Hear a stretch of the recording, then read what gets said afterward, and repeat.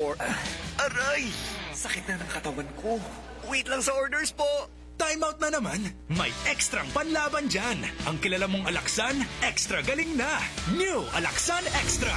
Wow! Mas pinagaling pa? Oo, pina-extra bilis. Up to 3 times faster versus Alaksan FR. Extra large cafe latte for Mira, Mika, Mariel, Debs, Rap, Carl, Chinny, Joey, Ryan, Mikey, Dan. Extra galing para extra ka rin. New Alaksan Extra. Unilab quality yan. Paracetamol ibuprofen is the generic name of Alaksan Extra. If symptoms persist, consult your doctor. Ang kilala mong Alaksan, extra galing na. Up to 3 times faster versus Alaksan FR. New Alaksan Extra. Ang Doc Natural Herbal Drops, usa ka food supplement nga gihimo aron mo suporta sa general wellness. Isip kabahin sa adlaw-adlaw nga pag-atiman sa lawas. Natural nga sangkap sayon gamiton, praktikal alang sa busy nga Mindanawan. Og hinumdumi gyud ni dili ni tambal. Doc Natural Herbal Drops. Mahalagang paalala, ang Doc Natural Herbal Food Supplement Drops ay hindi gamot at hindi dapat gamiting panggamot sa anumang uri ng sakit. Ang Doc Natural Mindanao Herbal Drops, mapalit na kumana sa musunod na mga parmasya dinhi sa Surigao del Norte. 3JM Aden Pharmacy sa Magpayang Mainit sa Surigao del Norte. Tax Pharmacy sa Tubod sa Surigao del Norte. 3L Pharmacy sa Bakwag, Surigao del Norte. Chromium Drug sa Claver, Surigao del Norte. Taganito Pharmacy sa Purok 7, Taganito, Surigao del Norte. Sa MedSaver Drug Store sa Purok 1, Gamuton, Alegria, Surigao del Norte. Aquarian Pharmacy sa Rizal Street, Surigao City. Pure Med Pharmacy sa Barangay Taft, Surigao City. Gracian Pharmacy sa Sitio Kinabutan, Barangay Rizal, Surigao City. Sa Estasyon DXRS din sa may Kilometro 1 National Highway. Adyo kalimti, ang Doc Natural Herbal Drops mapalit na kuman sa ini na mga butika dinhi sa syudad sa probinsya ng Surigao del Norte.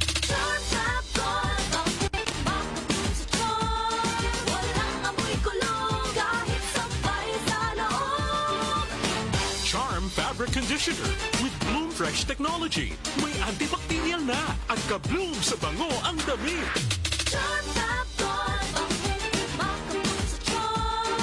Walang amoy kulong kahit sabay sa loob.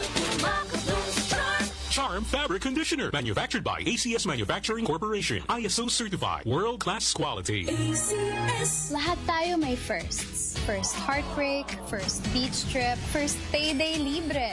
Sa lahat ng firsts, celebrate with GSM Blue. GSM Blue. Sa una pa lang, simulan na to. Choose GSM Blue. First sip pa lang, ang saya nito. Choose GSM Blue.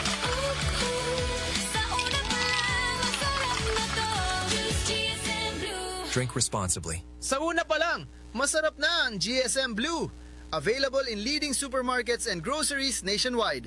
Drink responsibly. Uy, nakadungog na ba ka sa balita? Ang imong paborito na Milo na anay twin pack. Sulit kaayo sa kalami ug sustansya. Sa presyong 17.50 pesos SRP, makaduha ka baso na. Unsa pa imong ginahulat? Palit na og Milo twin pack sa imong suking tindahan. Mag Milo everyday. Drink Milo every day. Unsa ang ambisyon nimo?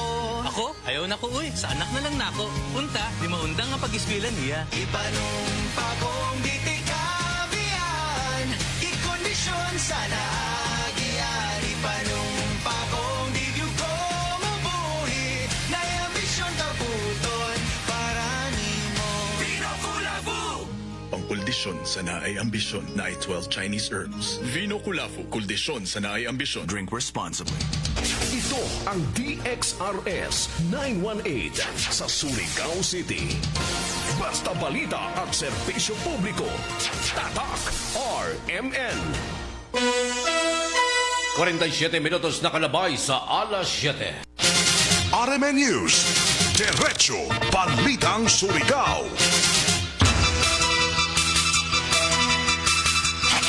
Sa Diretso Balitang Surigao, sa ngalan sa Tibok Puwersa sa RMN DXRF sa pagpangunas ng Station Manager Si Miss Gaynol Puccio sa Master Control. Si J.O. Bataan og sa transmitter site sa Barangay Sabang si Gerson Dodong Quijano ingon man si Pearly Fernandez. Kininyong radyo man sa RMN DXRS Surigao. Kasama nyo kanunay serbisyo publiko Gerson Dolotero Fuentes og welcome. Katong panag-iban masama sa itong programa sa Diretso Balitang Surigao ning kabuntagon ning adlaw Biyernes na pizza 29 sa buyan sa Mayo tuig 2026. RMN News, Diretso Balitang Surigao. Og kuman sa uluhan sa mga nahipos nga balita. Nadakpang droga o nadakpang drug suspect sa gilunsan nga bypass operasyon sa mga operatiba ng Drug Enforcement Unit positibo sa paggamit ng droga gikasuhala. LTO padadyong mipatuman sa Oplan Pitik Bulag sa pagpanakob sa mga motorista panahon sa kagabhion. Police Captain Robert Paredes ng City Traffic Management may pasabot sa pagpatuman sa City Ordinance number 288. Samtang pinangitas balaod nga doon ay kasong yatubang nadakpan sa pagselbi ng warrant of arrest. Update sa palarong pambansa 2026 usa ka 12 anyos nga swimmer mihakot kinig 5 ka mga gold medal sa swimming competition. Sa balitang gikan sa gawasan na Sud, US, may pahimangno ngadto na sa Uman, batok na sa planong tool sa Strait of Hormuz. Sa balitang sports, sa Pinoy nga referee nga nakaangkon og pasidungog sa international boxing. Balitang showbiz sa Don Bill Moby, may tala na kini og 12 million sa opening day. Balitang panghimagas magpares dito sa Misamis Oriental nga parihong amang gikasal sa mayor trending social media. Kanaguban pa man ang mga balita mga kasama diri lamang sa itong programa sa Diretso Balitang Surigao. RMN News, Diretso Balitang Surigao. Sa detalye sa mga nahipos nga balita, sa hinyosang puwersa ng Land Transportation Office PNP Ingon Man City Traffic Management may patuman sa laing hugna sa pagpanako panahon sa kagabion aging pagpatuman sa Oplan Pitik Bulag ang himuong pagpanakop sa kagabion ang pagsita sa mga motorista nga dunay mga kakuyangon sa mga accessories sama sa headlights, signal lights and basic requirements sa usa ka driver. Kinihuman nga milunsad og law enforcement operation kagabi diya sa may National Highway sa Barangay Washington. Diin ang mga kawani ng Land Transportation Office sa pagbangunan ni Engineer Eugene Pigaro Rula, ang District Head ng Land Transportation Office. Kini ang gihimong lakang aron nga masiguro nga kumpleto sa kagamitan ang mga sakyanan sanan mga motorsiklo kung may insaktong accessories ang sakyanan rason nga sa ilang pagpanako panahon sa kagabion. Tagbutyag usab ng LTO nga ubay-ubay na ang mga nasita o mga nadakpan. Apot atol sa maong law enforcement operation pansubo paghihapong lantawon. Nadyaon pa'y pipila ka mga violators ang ilang masita sanan makamulta. Kini ang lakang nga taghimo ng Land Transportation Office kining pagpatuman sa Oplan Pitik Bulag. Diin nakitaan usab kinig positibong resulta sanan regular na usab ang pagpatuman sa mga kawani ng Land Transportation Office kon LTO. RMN News, Diretso Balitang Surigao. Duganghan ay pa sa tuang mga balita o kasayuran. Gipasabot usa-usa ni Police Captain Robert Paredes ang hepe ng City Traffic Management Office ang ilang hugot nga pagpatuman sa lagda sa balaod trapiko. Isip kabahin kini sa pagpatuman sa City Ordinance number 228 Series of 2005 Chapter 4 sa Section 14 Paragraph A. Nagto na sa mga di pasayro ang tricycle sa City Liners na dili mula pa sa SMWD o diha sa may National Highway sa Barangay Luna. Kini ang gipatuman ni adtong Mayo 20 pa ning tuiga. Apan ubay-ubay ang mga riding public ang mipadayag sa ilang pagsaway. Kalabot na sa maong kamanduan o pagpatuman. Pagbutyag usab ni Police Captain Robert Paredes sa eksklusibong pagiginabi sa RMN DXRS sa igang buhatan ang mga nakahanay nga balaod trapiko diin tagpasabot usab nini usa-usa ang ilang gihimong pagpatuman din nga tagbut niyang usab nini sa ilang nga tinguha usab nga mapahanay ang Jagans Trapiko labi na gyud ang pagpatuman sa giingong City Ordinance number 228 series of 2005. Sa inyo tanan, no? Una, amo ipasabot sa amo buhatan ang pagpatuman ng provision na City Ordinance 228 series of 2005 chapter 4 section 14 paragraph A na nagbawal sa mga city liner na mulagpas sa MGB kadi John sir. So ato lamang tagsibugan dito sa SMWD kay gumikan sa mga mulo ng mga ato mga riding public labi na ang ilang mga pasahero na manaog diha sa may checkpoint, no. So instead na sa MGB sir, diha ra kanato tagaan ng luna, tagbutangan gay nato ng signage na loading and unloading area diha sa may in front sa SMWD. Kay para kung ilang mga pasahero na mupasingod sa Barangay Luna or mupasingod diri sa Barangay Rizal, mukadto dito sa Manapipang, Biburhan, Urmati, or Puktoy, Tubungo na manakayan sila diha, at least dili na ladyo kung magikan pa sila sa may MGB. So inibali sir agig pag-plaster nato, no, para mahanay nato ang jaga na nato traffic gikan diri sa may checkpoint pasingod sa Luna. Kay medyo ihinay-hinay na sab nato sir pag-project nan panahon na sa pagtingklase, no, pagtingklase kung man umaabot na Hunyo, i-anticipate na nato na medyo kuha na sa ang volume ng traffic diha.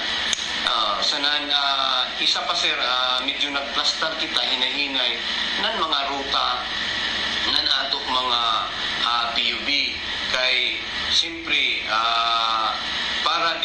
para plastado sir dili sila maglakob-lakob ng area of operation ng lahi ng mga liner. Isa daan sir ang multicab medyo reklamo na sila kay wayay na ilang pasahero kay halos tagkuha na tananan inin mga city liner gikan diri sa syudad maghato dito sa terminal. So para sa paghatag sa ila ng hustisya sa ila sir kay kung ila kung buto na unaon mas taas gani ang ila maintenance na nila sakyanan compare sa tricycle. Total jay may gihapon nagpabili na magserbisyo diha sa Barangay Luna. Dili ramang kun city liner nato na anda ng pila ka tuig, no? Pila ra ba ni katuig na way gadud ini ma-implement. So para matagaan ang pagtagad an ato route 1 multi-cab drivers and operators ang mga traditional na mga tricycle sa mga bao-bao na tagtagaan ng prangkisa na dapat na amuray magserbisyo sa Barangay Luna sir. Di ba? O diyan may mulaw sila na ato ni mo taglaong kagay na sir na how about ang mga senior citizens. Oo sir, muhatag kami ng konsiderasyon kung ang pasahero tagkarga ng taga city liner.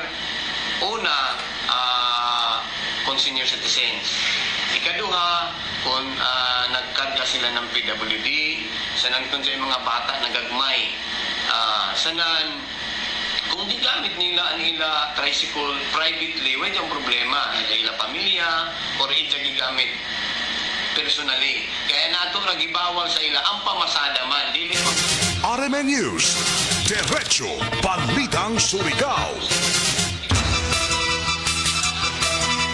Ang katipig sa pamahayag ni Police Captain Robert Paredes ang pagpatuman sa City Ordinance number 288 na series of 2005 chapter 4 og section 14 paragraph A ngadto na sa tuang mga dipasayro ang tricycle nga city liner tagbut yang sabdining Hinay-hinay nila nga gipatuman o gitun-an ang lakang para mahapsay ang Dragons Tropico.